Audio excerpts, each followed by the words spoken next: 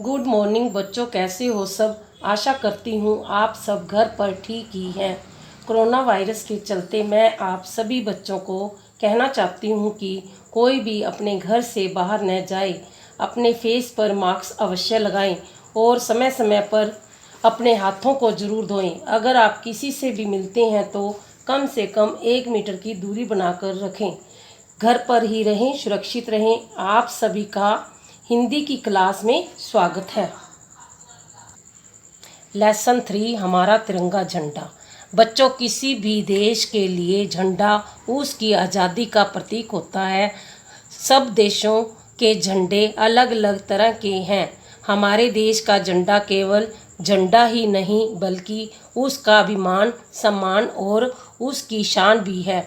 आज़ादी की हर लड़ाई तिरंगे के मार्गदर्शन में ही हुई। इस पाठ में हम आपको तिरंगे से संबंधित कुछ महत्वपूर्ण जानकारी देने जा रहे हैं। जानते हो हमारे झंडे में कितने रंग हैं? इसमें वास्तव में 4 रंग हैं, पर हम इसे तिरंगा कहते हैं क्योंकि इसमें प्रमुख 3 रंग हैं, केसरिया, सफ़ेद और हरा। इन तीनों रंगों में हमारी एकता की कहानी लिखी है। केसरिया रंग बलिदान का प्रतीक है। यह रंग उन वीरों की याद दिलाता है जिन्होंने देश को आज़ाद कराने में अपने जीवन का बलिदान दे दिया।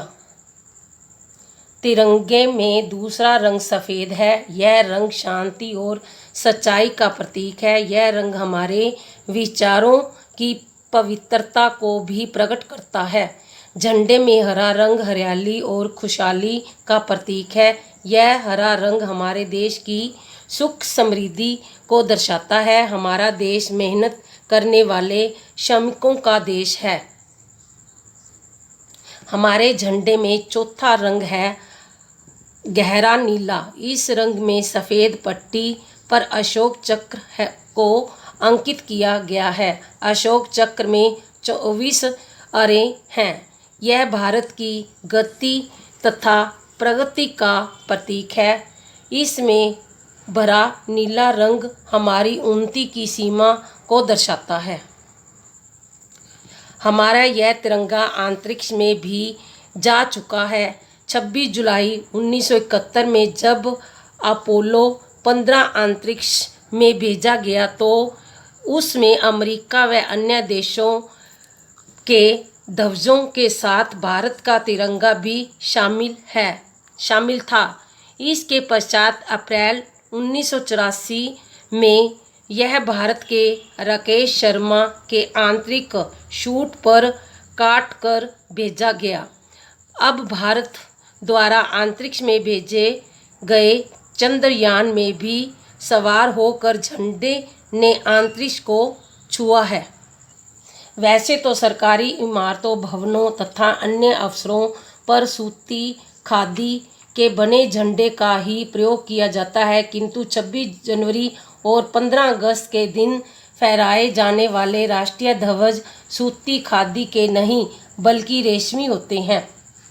सरकारी इमारतों तथा भवनों पर केवल एक ही राष्ट्रीय ध्वज फहराया जाता है, परंतु संसद भवन एक ऐसा सरकारी भवन है जिस पर प्रतिदिन 3 राष्ट्रीय ध्वज एक साथ फहराए जाते हैं। इसका कारण है कि इस भवन में लोकसभा के अध्यक्ष, उपाध्यक्ष तथा राज्यसभा के अध्यक्ष कार्य करते हैं। एक राष्ट्रीय ध्वज तीनों के लिए फहराया जाता है। विश्व के हर देश में यहाँ भारतीय राजदूत रहते हैं, वहाँ भी हमारे देश का तिरंगा झंडा लहराता है।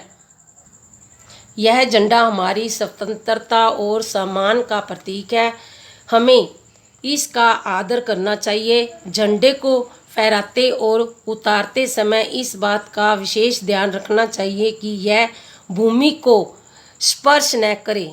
झंडा फहराते समय यह किसी चीज़ से ढका हुआ नहीं होना चाहिए तथा इसे कभी भी उल्टा नहीं फहराना चाहिए।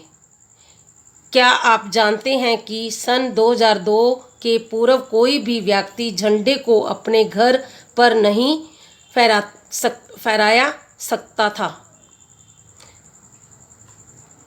झंडे का प्रयोग केवल सरकारी भवनों तथा विशेष सरकारी व्यक्तियों द्वारा ही किया जा सकता था, परंतु 26 जनवरी 2002 के बाद झंडे को सभी व्यक्ति सम्मान के साथ घरों पर फहरा सकते हैं। तिरंगे की रक्षा करना हम सबका कर्तव्य है। हमारे देश का झंडा ऊंचा रहे, यह हमारे लिए गर्व की बात है। इस वीडियो को बार बार देखो, सुनो और समझो, और जो ना समझ में मेरे से पूछ सकते हो।